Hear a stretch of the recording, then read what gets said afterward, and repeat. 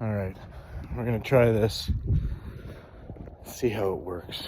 Just early morning thoughts podcast. Do this episode while I'm out and about doing my walk, and some of the things that come to mind. I want to touch a little bit more, maybe a clearer vision or a clearer thought on the lonely chapter. It's not always lonely as in everyone around you doesn't agree, or everyone around you doesn't believe in what you believe in, and it can be more than just your fitness. It can be more than just what you're eating. It can be more than those things.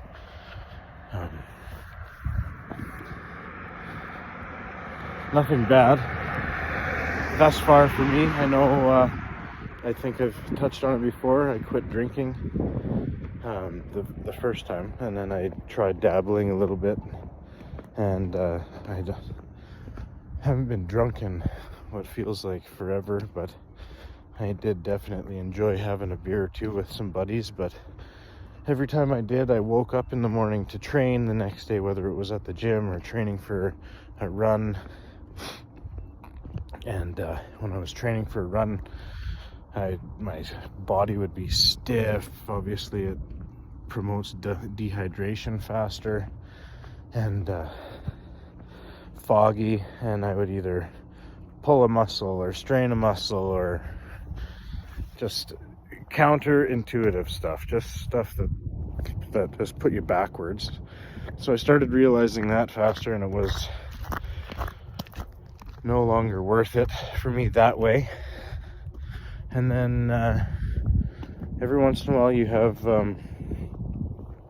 people in your life, maybe they're friends, maybe they're acquaintances, maybe that's what they turn into, as acquaintances, I don't know what this is, but I think, maybe they see something in themselves that they're not 100% okay with, and they see that you've decided to stop something like alcohol, and then they ask you to go out like the good old days, when the good old days meant grabbing wings and 4, 5, 6 beer.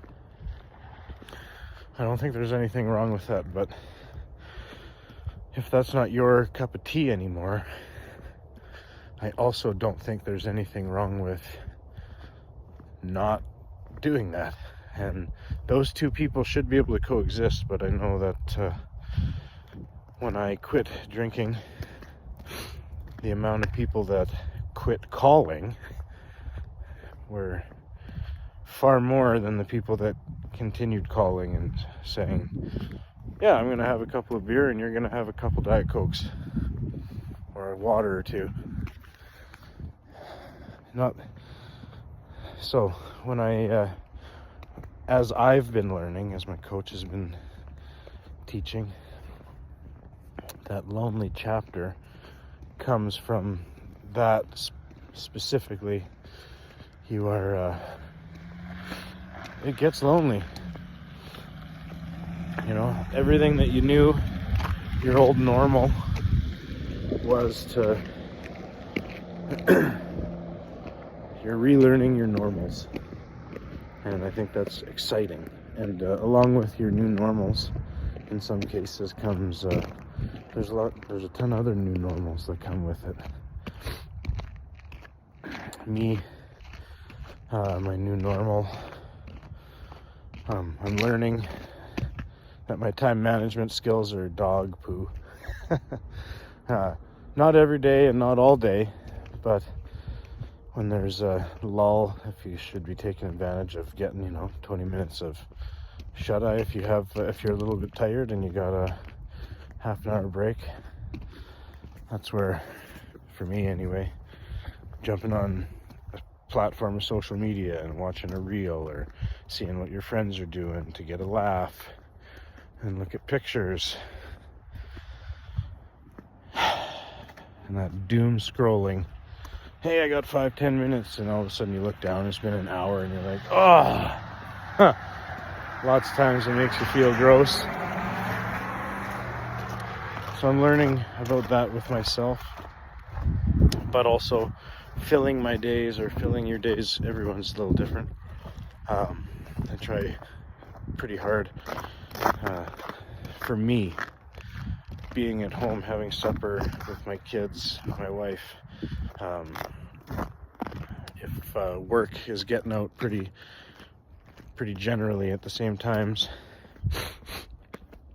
and I am able to make it home for dinner, I prefer to be with my wife and kids eating dinner as a family. And pushing your fitness goals later and later in the day, that's okay too. Some people don't like this getting up at fucking 3:45 in the morning, 4 in the morning stuff. I get that.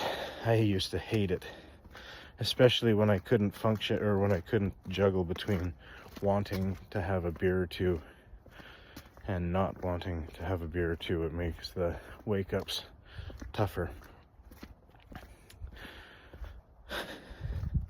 I choose to get it out of the way in the morning, like I said, for supper. But if you prefer to sleep, if you work at 7, you got a 20-minute drive ahead of you, and getting up at 6:30 and having a power shower, grabbing your breakfast on the way out with your lunch, and going for a drive and getting to work and starting your day, if that's important, that's okay too. That just means that, well, for me, you'd have to have your gym bag in the vehicle, and then on the way home from work, you're putting your butt into the gym to get those goals dealt with and met. So perspective for me, I would rather take advantage of that time in the morning. Yes, that does make me a little bit more tired. At first, Kylie and I used to kind of get into not even a scrap, that's the wrong way, but some nights a bicker, because I'd be getting absolutely exhausted on the couch even earlier than she was. So if we were, putting the kids to bed, supper was done, and we were like, okay, we got like an hour of adult time. Let's watch one episode of a show that we're watching. I couldn't even make it through the show. And I'm passing out, sleeping, and she's like, what good is this? What fun is this? You got all this time for you in the morning and you don't got any for me. I get that too, and that's another version of the lonely chapter. She didn't understand at first, and that's okay. But we worked through that. She is up and getting after it on her routine, which she's a super mom, so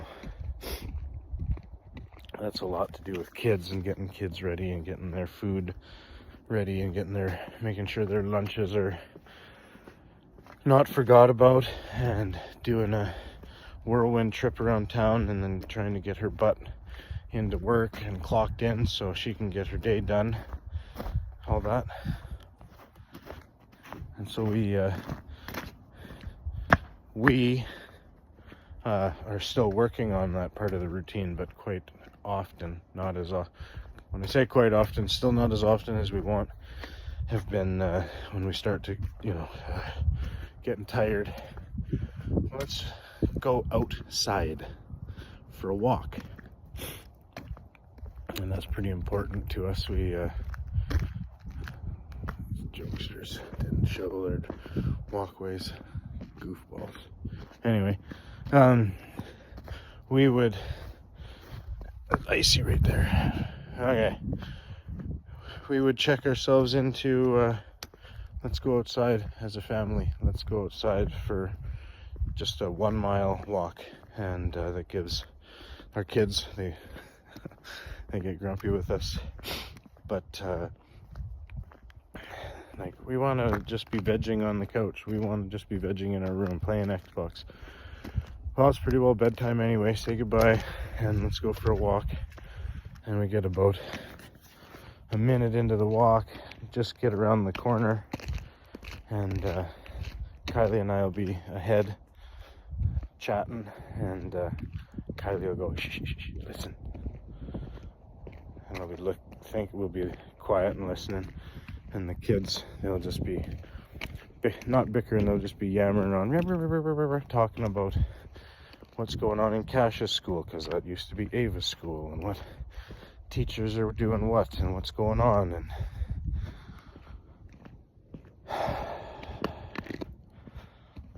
the lonely chapter doesn't seem so lonely all of a sudden. We're all starting to not drink the Kool-Aid. That's the wrong terminology, because I'm not trying to start a cult.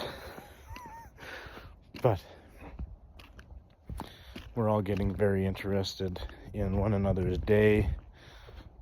You know, we might have, the kids might have an earbud in listening to some music, but sooner than later, the music's down low enough that it's more or less a faint whisper, and they are just talking,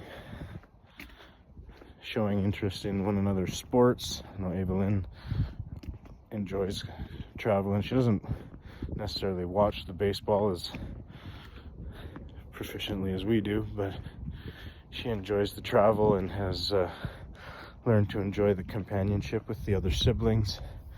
Some are her age, some are a bit younger, and then when we get her to practice her instrument around the house, Cash has learned to fall in love with the beautiful noise that comes from her room or where she's practicing, and watching the hard work pay off when we get to see her perform as first chair.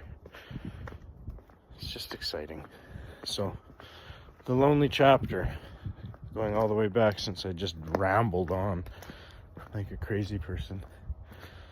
The lonely chapter, it can feel lonely, and you can seem like you did something wrong or you're doing something wrong. Toe the line and stay the course.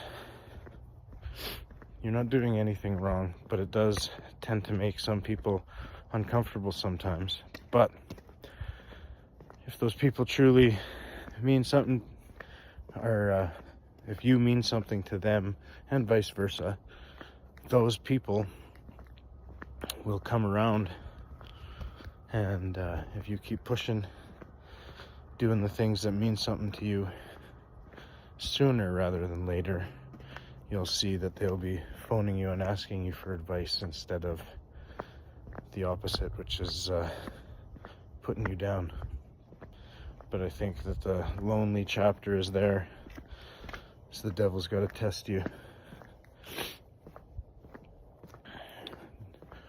And I know from personal experience, when you watch someone kicking the hell out of the day and doing the things that you wish you could do, whether that's meal prepping, getting their butt into the gym, saying no to drinking, saying no to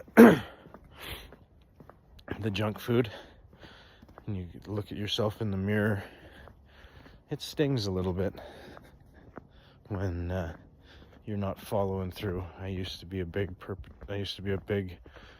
talker, saying I can do that, and I would do that for, a week, 3 days, 7 days, and then someone would phone, hey, Paula, let's go for wings. And that's okay, you should be able to do that, but my willpower and to say no to the other things was not so good, and that's where that'll nip you in the butt. I wasn't ready to do those things, so I'd say yes, and then all of a sudden I would be failing at my mission. I'd come home, be, maybe I wouldn't even be drunk, maybe I'd just be a little bit tipsy, or it would just be late, and later than I wanted to be up. Then I would sleep in, miss my alarm for the gym, or not bother setting it because I was up late. And then my excuse train started. I gave myself an open window to, well, I'll just miss today, and I'll have a refeed or a cheat meal, however you want to call it. And then you finish that little mouth pleasure off, as delicious as that is. Not as good, not as delicious as or worth it, and you feel that shame right away. And God, fuck. Well, screw it. I already did one meal, so I might as well enjoy the rest of the day. So then you're laying into the pops, sodas, another shitty meal for supper because I already had a crappy one for breakfast, and then that spirals out of control into, well, screw it. I've already screwed myself over this far, I might as well just fuck it. And you don't go to the gym tomorrow, or you don't continue on your routine tomorrow. So the lonely chapter that I've found is important.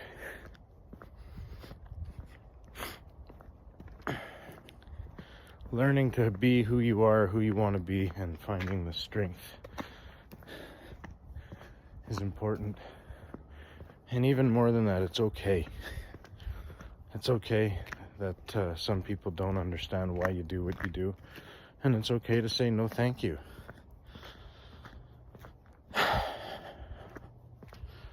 Like I said, sooner or later those people generally phone again, come back to you, and come back and phone you and say, well, I need some help. Some of them have a problem, some of them don't. They just want to refocus and reinvigorate their life a little bit. And all of a sudden you're the beaming light or the North Star instead of the black sheep. And then the saying comes back all the way around. It's a lonely chapter, but it's not a lonely life. But you need to hold yourself accountable and do the things for you that make you and your heart set your heart ablaze, and the things that you want to be known for or you want to be a part of your life, you need to make sure those things are set forth.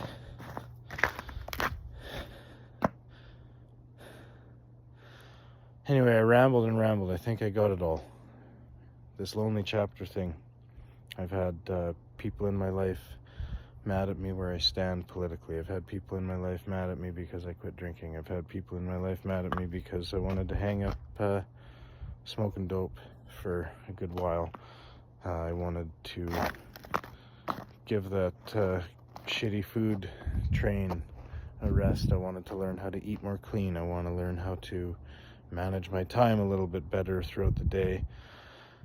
I want to understand why I want to keep pushing into my own self and understand why I like getting up as early as this is, and why my beliefs are that sunrises are earned and that's why they're better. I want to know all those things about myself.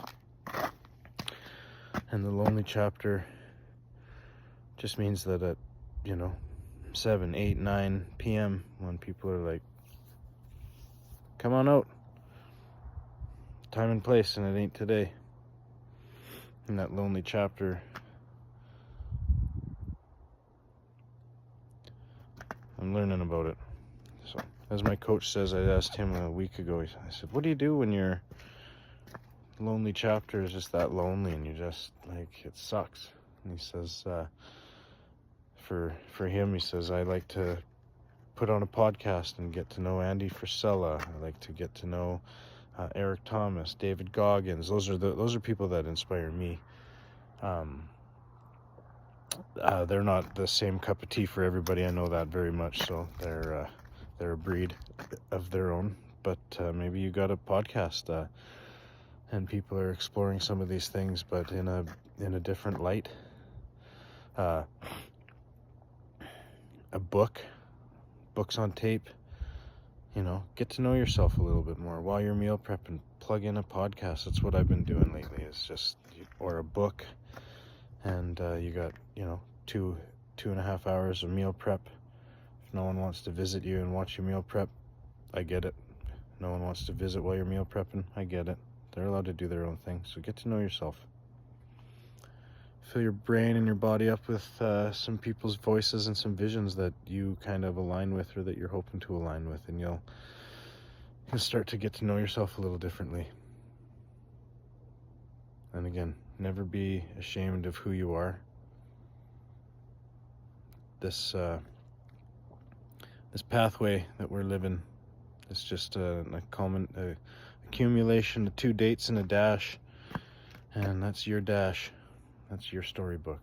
So do it the way that you want to do it, and be grateful for the time that you have while you're doing it. It's a one-way trip, and you should be doing it your way, unapologetically your way. Thanks for watching, everybody. 1 mile a day. See you guys later.